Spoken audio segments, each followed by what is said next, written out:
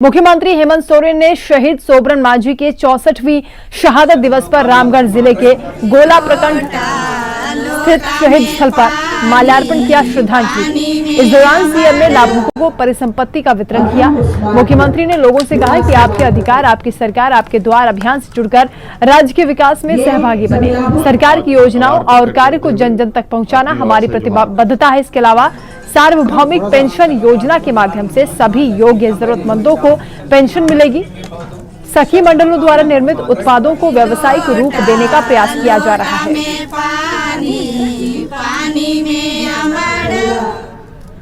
और हम उस मार्ग पर, विकास के मार्ग पर झारखंड में चास प्रखंड स्थित सुनता पंचायत के 65 वर्षीय लिलवर मांझी की आंखों में खुशी के आंसू उस वक्त छलक गए जब उन्हें पेंशन स्वीकृति का प्रमाण पत्र मिला। लिलवर मांझी ने रुंधे गले से अपनी संथाली भाषा में शनिवार को कहा, जय हो आपरे द्वार आपे रेन सरकार। गौरतलब है कि लिलवर की वर्षों पुरानी मांग पूरी हो गई है। कई बार वृद्धावस्था पेंशन के लिए आवेदन दिया, लेकिन किसी न किसी कारण से आवेदन लंबित हो जाता था। इस बार आपके अधिकार, आपकी सरकार, आपके द्वार के माध्यम से उनकी ये मांग पूरी हुई है। उन्हें उनका अधिकार प्राप्त हुआ।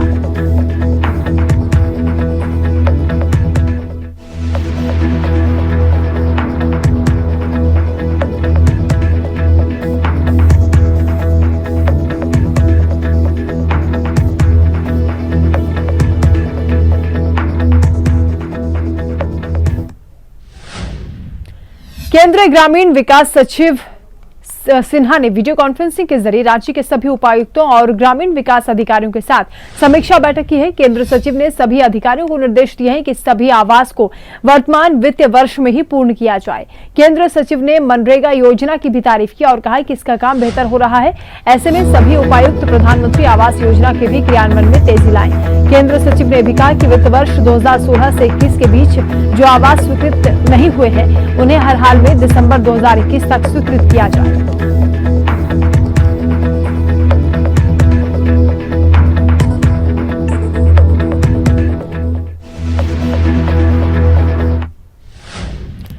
झारखंड राज्य खाद्य आयोग के अध्यक्ष हिमांशु शेखर ने पाकुड़ परिषद में प्रेस वार्ता की। इस दौरान उन्होंने कहा कि जिनकी आर्थिक स्थिति कमजोर है, जो अन्न की कमी से जूझ रहे हैं, भुखमरी से मौत की स्थिति बन सकती है, ऐसे लोगों को एनएफएसए के तहत पंचायत स्तर से आकस्मिक निधि द्वारा उनको अनाज उपलब्ध कराना है ताकि देश में भुखमरी से किसी की मौत न हो। इसके लिए योजना बनाई गई है। इसके साथ ही उन्होंने अधिकारियों को निर्देश दिए हैं कि जिले के पंचायत स्तर में एनएफएसए की सारी जानकारी होर्डिंग्स के माध्यम से दी जाए ताकि लाभुकों को अपने निर्धारित लाभ और नियम शर्तों की जानकारी मिल सके। हर जरूरतमंद, मतलब देश में अनाज की कमी के कारण। वहीं अखिल भारतीय पुरोहित महासभा केंद्र समिति के आग्रह पर बासुकीनाथ के पंडा और तीर्थ पुरोहितों ने उत्तराखंड में देवस्थानम बोर्ड के विरोध में चल रहे धरने का समर्थन किया है। इस दौरान अखिल भारतीय तीर्थ पुरोहित महासभा बासुकीनाथ के प्रचार मंत्री संजय झा ने कहा कि देवस्थानम बोर्ड का हम विरोध करते हैं। अगर इसमें उत्तराखंड सरकार ने रोक नहीं लगाई तो हम जोरदार प्रदर्शन करेंगे। उत्तराखंड सरकार हाय हाय। आज हम लोग उत्तराखंड सरकार के जो तीर्थों का करने के विरोध में हम लोग आंदोलन में बासुकीनाथ के तीर्थ पुरोहित समाज अखिल भारतीय तीर्थ पुरोहित के बैनर तले आंदोलन में सरकार के विरोध में जुटे हुए थे। हमारा अखिल भारतीय पुरोहित महासभा केंद्रीय समिति के आग्रह आदेश के आलोक में बासुकीनाथ पंडा समाज, तीर्थ पुरोहित समाज ने भी उत्तराखंड सरकार के मनमानी के विरोध में जो वहाँ के तीर्थ पुरोहितों पर अत्याचार, अतिक्रमण हो रहा है और सरकार जो मंदिरों को अधिग्रहण करना चाहती है, हिंदू मंदिरों को, इसके विरोध में यहाँ के पंडा समाज ने जोरदार आंदोलन किया है, धरना प्रदर्शन किया है। वहीं कोडरमा में अधिवक्ता जिला संघ के अधिवक्ताओं ने जिला जज के कार्यों से नाराज होकर उनके खिलाफ मोर्चा खोल दिया है। उनके तबादले की मांग उठाई है, साथ ही तबादले तक अपने को न्यायिक कार्यों से अलग रखने का फैसला किया है। मामले पर अधिवक्ता संघ ने कोर्ट गेट पर धरना प्रदर्शन किया। इस संबंध में मुख्य न्यायाधीश झारखंड को भी मांग पत्र भेजा है। दरअसल कोर्ट परिसर में लोक अदालत का आयोजन किया गया। जब अधिवक्ता अपने मुवक्किल को लेकर कोर्ट पहुंचे तो न्यायालय परिसर जाने के दोनों गेट बंद थे। इस मामले पर वकील आक्रोशित हो गए और जिला जज के तबादले की मांग की। इस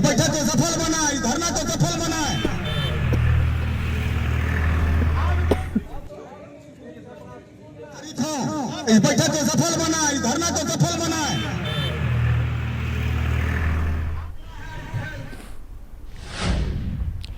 और कोल्हान का सबसे बड़ा सरकारी अस्पताल एमजीएम अस्पताल है और इस अस्पताल के एएनएम कर्मचारी और नर्स अनिश्चितकालीन हड़ताल पर चले गए हैं। इन लोगों की डिमांड है कि 2 महीने से वेतन नहीं मिला है और कोरोना काल में इन लोगों ने काम किया, उनकी प्रोत्साहन राशि भी नहीं मिली है। हालांकि जब जब ये लोग आंदोलन करते हैं सिर्फ आश्वासन मिलता है, लेकिन इस बार आर पार की लड़ाई छेड़ दी गई है। नर्स और एएनएम कर्मचारियों के हड़ताल पर जाने से चिकित्सा व्यवस्था भी चरमरा गई है। इन नर्सों ने ऐलान कर दिया है कि जब तक 2 महीने का बकाया वेतन नहीं मिलेगा, कोरोना काल की प्रोत्साहन राशि नहीं मिलेगी, तब तक काम पर वापस नहीं लौटेंगे।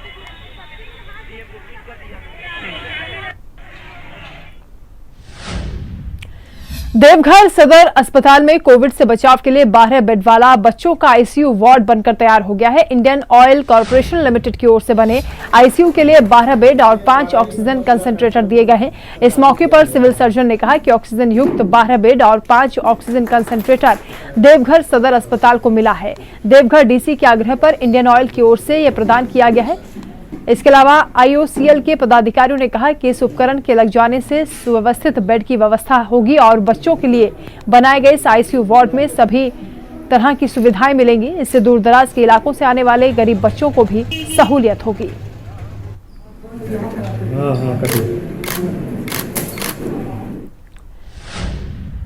जरमुंडी बीआरसी में समग्र शिक्षा कार्यक्रम के तहत दिव्यांग बच्चों के लिए जांच शिविर का आयोजन किया गया। जांच शिविर में 2 तरह के कार्यक्रमों का आयोजन हुआ है। पहला, जिसके तहत लगभग 21 बच्चे जिनकी जांच पहले की जा चुकी थी, उन्हें दिव्यांगता के अनुसार उपकरण दिया गया है। इसके साथ ही दूसरे वैसे बच्चे जिनकी जांच नहीं हुई थी, उनका रजिस्ट्रेशन करके उनकी दिव्यांगता की जांच की गई है। ऐसे बच्चों की संख्या 44 है। जिन बच्चों की जांच की गई उन्हें आने वाले वर्षों में उपकरण देने की बात कही गई है।